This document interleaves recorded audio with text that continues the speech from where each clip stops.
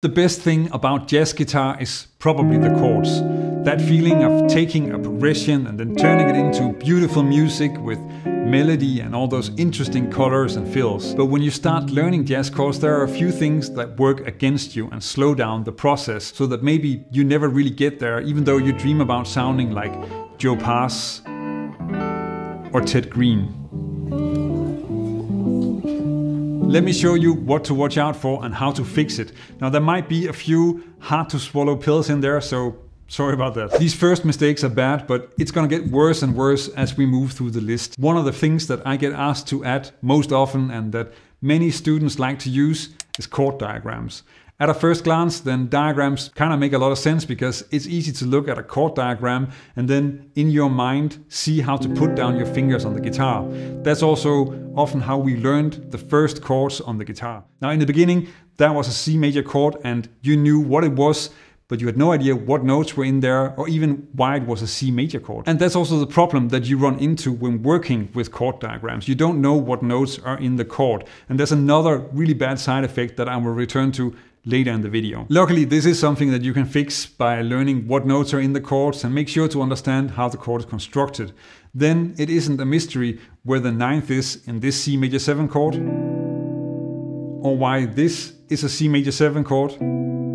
But so is this, even though they're very different looking chord diagrams. In the long run, it really pays off to not be superficial, something that comes up quite a few times in this video. And I'm also going to talk about how you should practice, not only the mistakes that you might make. Not all inversions are created equal, and they're not all worth spending time on, especially in the beginning. A few months ago, I was giving an online masterclass on the Open Studio website, and afterwards in the Q&A, which was co-hosted by Adam Mannes. I'm your host, Adam Mannes.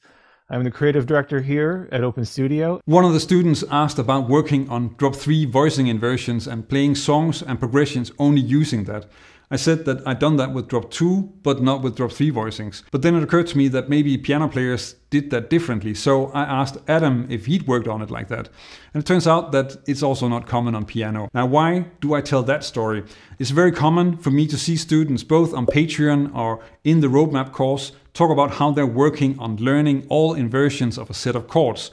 And often that also means that they're not working on using those inversions, just working on the exercises. And that's not useful at all. Now this is true for drop 3 voicings, but also for drop 2. Some are more versatile and useful than others. Now instead of focusing on inversions as a way to learn chords, then there's a much more practical approach. And I have a video on that approach, which I will link to in the video description. But maybe first check out this next tip because that's also a very important part of that puzzle. Think scales, not chords. Now, I think this is one of the biggest roadblocks that students encounter when they're starting out learning jazz chords. The curse of the static grips. For most jazz playing, then one of the essential parts of the harmony and the chords is that it's about how they move, and that means that you don't really just look at a chord symbol and then translate that to a specific grip. For me, this means that I often don't really think of chords in terms of specific extensions. Instead, I use the sound of the chord in the song and I think of the entire scale. Now from that, I can add and leave out extensions to create the sound or the melody that I want to play at that moment in the music. Check out this short example and how I'm playing a lot of different extensions and just try to imagine just how complicated the chord symbols would need to be when it is in fact just a blues in C with a few chords.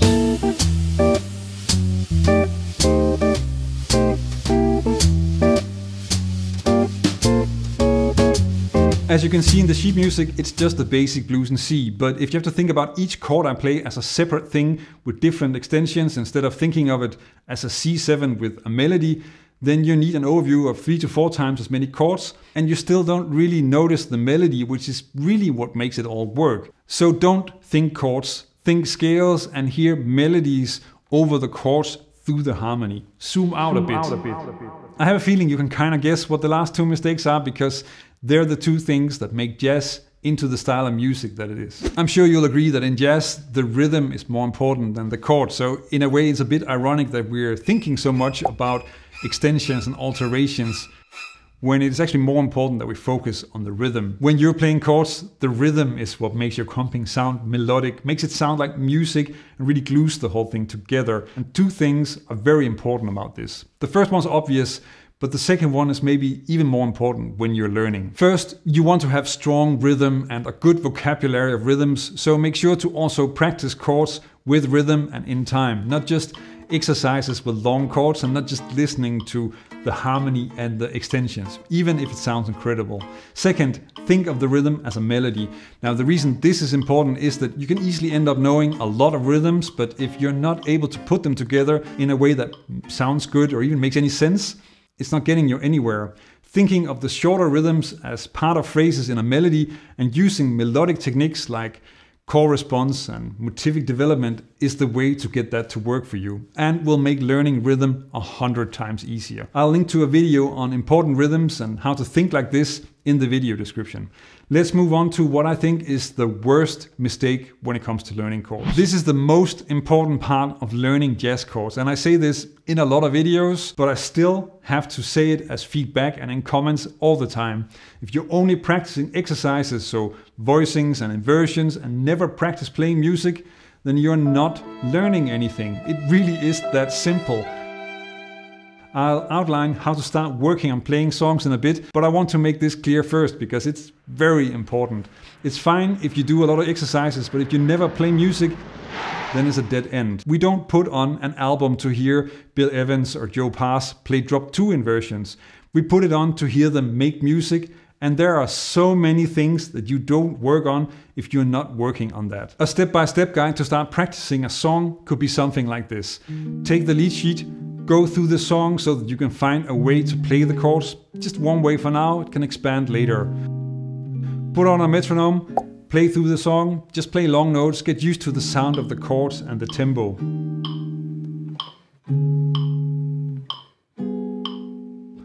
Add some rhythm to it and play it some more.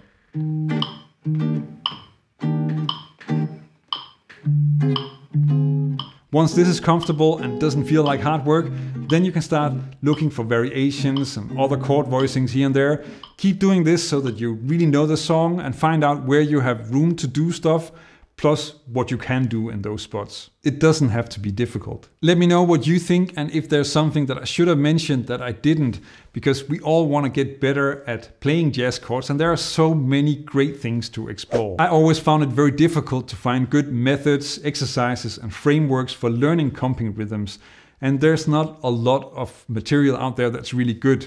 Now, the things where it really clicked for me and really helped me put together the pieces and develop my comping are what I cover in this video, which uses really simple building blocks but also solid techniques for combining them. Check it out, because in some ways I think we are approaching rhythm the wrong way. Learn jazz, make music.